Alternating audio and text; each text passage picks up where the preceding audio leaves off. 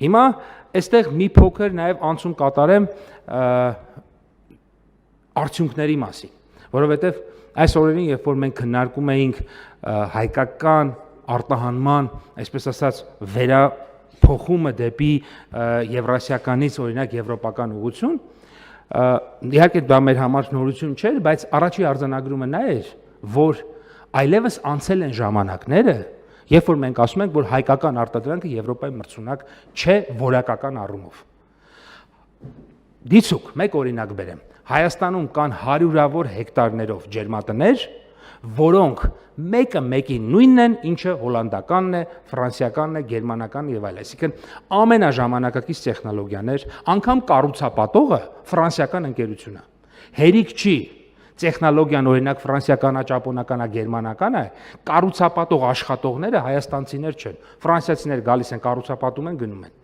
Մեթոդները ստանդարտի մեջ ինչ գրված է, դրանք այս ստանդարտում այսպես պետք է լինի։ Մեկը մեկին նույնական են։ Այսինքն այն product-ը, որը արտադրվում է, օրինակ այն ծաղիկը կլինի, լոլիկ կլինի եւ այլն։ Դրանք ամբողջությամբ մենք հարյուրավոր հեկտարներով ունենք, որոնք որ նույնական են։ Օրինակ, օրգանականի մասով մենք հարյուրավոր հեկտարներով ունենք ջերմատներ, որտեղ պեստիցիդ չեն օգտագործում, որովհետև ստանդարտին չի համապատասխանում, ստանդարտի մեջ չկա պեստիցիդ եւ հետեւաբար ինչ են անում։ Մեթոդաբանության մեջ գրած է, որ պետքա պեստիցիդ չլինի։ Ինչ պետքա լինի, կա օրինակ մի հատ միջատ, որը ուտում է այդ միջատին։ Բերում են այդ միջատը բաց են թողնում այդ ջերմատան մեջ, այդ միջատը ուտում են մյուս միջատին, որը չի ուտում օրինակ պոմիդորը, եւ արդյունքում չկա եւ պեստիցիդի կարիք եւ նաեւ համապատասխանում 100% օրգանական այդ բաներին։ Հիմա որն է մեր այդ դեպքում մեր մրցունակության խնդիրը, օրինակ ինչու ենք մենք աջակցում այդ մրցունակության բանի, որտեղ այնուամենայնիվ այդ մրցունակության բացը կա։ Այսինքն այստեղ խնդիրը ստանդարտի մեջ չի, փաստաթղթերի մեջ չի, որովհետեւ այն ամենաբարձր ստանդարտը, օրինակ, չգիտեմ, Global Gelb certificate այդ ունի եւ ֆրանսիացի ֆերմերը եւ հայաստանցի ֆերմերը։ Երկուսն էլ ունեն այդ, որը անհրաժեշտ է եվրոպական շուկայում վաճառելու համար։ Խնդիրը երկու-երեք բան մեջ է։ Առաջինը հետեւյալն է, բնականաբար կա մաքսային սահման, եւ որովհետեւ եթե մենք անցնում ենք օրինակ եվրոպական տարածք, արդեն իսկ նշանակում է օրինակ 14.4 կամ 8% մաքսատուրք, որը արդեն իսկ այդքան չափով մրցունակությունը մեր իջեցնում է։ Դրա համար նաեւ վարչապետը հայտարարեց, որ մենք առայժմ քայլ 1 պետությունը կսուբսիդավորի այդ փողը, քայլ 2 հիմա քիչ առաջ նաեւ արտգործնախարարը դրա մասին ասեց, ակտիվ աշխատանք է տարվում, որպեսզի մենք ATM կամ նման մի հատ գործիք ձեռք բերենք, որը ըստ էության անմաքս տարածքի մեջ կմտնենք Եվրոպայի հետ, եւ երկրորդը իհարկե աշխարհագրական հեռավորությունն է։ Աշխարհագրական հեռավորություն ասելով նկատի ունեմ, որ այնուամենայնիվ Հայաստանը դեռևս ԵՄ-ի հետ սահման չունի, ինչու եմ ասում դեռևս, որովհետեւ մենք ունենք երկու հարևան, ով ԵՄ անդամության տեխնացու են, եւ քանի որ մենք դեռևս ԵՄ-ի հետ ուղիղ սահման չունենք եւ հեռավորության բավականին մեծ հեռավորություն ենք հիմնական շուկաներից, մենք այստեղ բավականին շատ ծախսեր ենք անում, որոնք որ մրցունակության մասով դեռևս խնդիր են ստեղծում։ Ես մի օրինակ հիմա ձեզ կարող եմ բերել, որպեսզի պատկերացնեք։ Ենթադրենք ինչ որ բանի սացիլ, ելակի սացիլը, եւ ֆրանսիացի ֆերմերը եւ հայաստանցի ֆերմերը առնում է ենթադրենք հոլանդական X ընկերությունից։ Ֆրանսիացին, չգիտեմ, $500 է ծախսում, որպեսզի տեղափոխի դա տնկի, մենք $8,000 ենք ծախսում, որպեսզի դա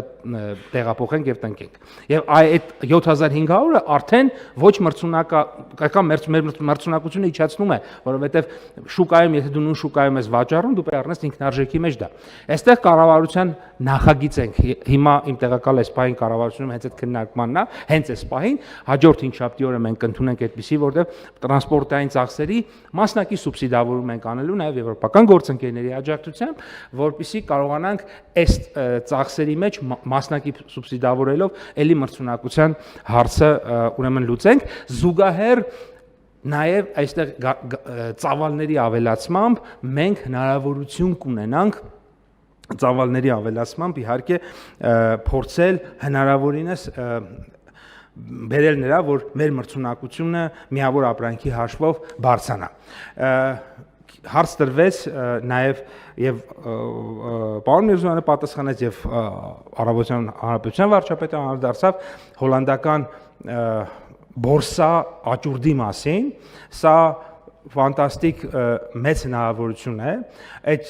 իհարկե երկու կարևոր պայման կա այդտեղ հայտնվելու, որակական եւ քաղաքական պարամետրերը, եւ եթե մենք հայտնվել ենք, դա նշանակում է, որ եւ քաղաքական համաձայնություններն են ամբողջությամբ ձեռք բերված եւ որակական, այնուամենայնիվ, եթե մեր որակը չբավարարեր, դժվար է հավատալ, որ մեզ թույլ կտային օգտվել այդ հնարավորությունից, բայց սա եւս մեր պետության եւ տնտեսության որակական փոփոխության մասին է եւ ամենայն հարգանքով, բայց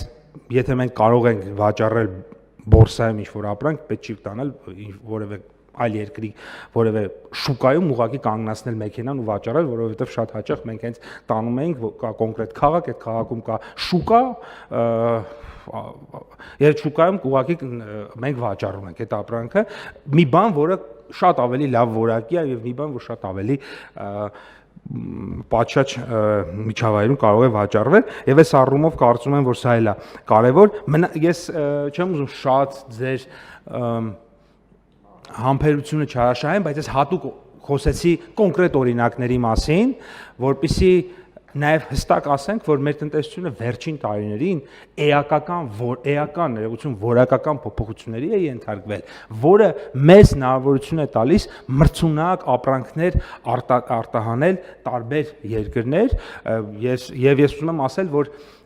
իմիջիայլոց ԵԱՏՄ-ի մասին որ խոսում ենք, ԵԱՏՄ ստանդարտներն են շատ բարձր։ ԵԱՏՄ ստանդարտները եվրոպական ստանդարտներն են, Եվրոպայից վերցրել են, այդ ստանդարտները դրել են։